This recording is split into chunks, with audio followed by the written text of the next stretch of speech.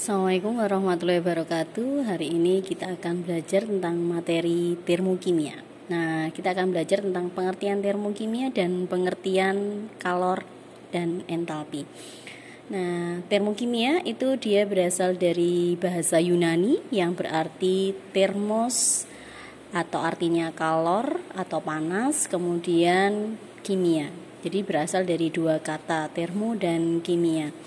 Kemudian kalor reaksi itu adalah banyaknya kalor atau panas yang dilepas atau diserap akibat reaksi kimia.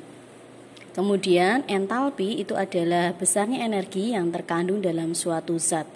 Nah, perlu diingat bahwa entalpi itu adalah energi, jadi dia tidak dapat dimusnahkan, juga tidak dapat diciptakan gitu ya.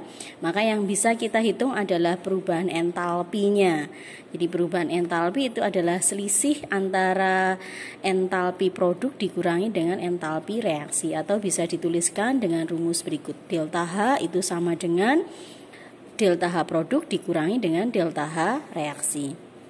Kemudian besarnya energi yang digunakan dalam suatu reaksi kimia itu dia berkaitan erat dengan energi dalam atau yang disingkat dengan E, kemudian kerja yang disingkat dengan W, dan kalor yang disingkat dengan Q atau dilambangkan dengan Q gitu ya. Kemudian dirumuskan dengan delta E itu sama dengan Q ditambah W gitu ya. Nah, Q sendiri itu adalah Q bisa berharga positif dan bisa berharga negatif. Kapan Q itu berharga positif? Q berharga positif jika dia menerima kalor.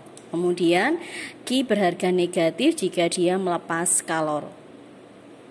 Dan W dia akan berharga positif jika sistemnya menerima kerja, dan dia akan berharga negatif jika sistem melakukan kerja gitu.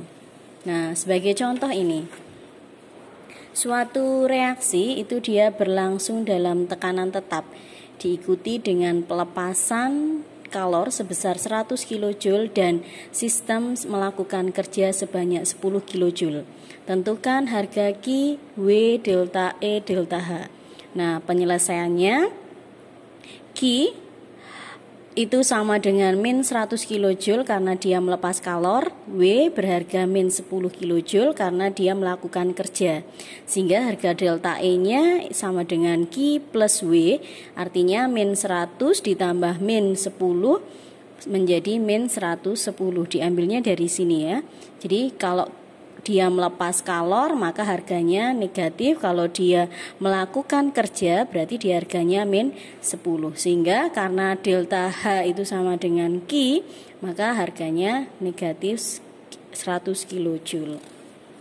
Nah, di pembahasan berikutnya kita akan belajar mengenai sistem dan lingkungan.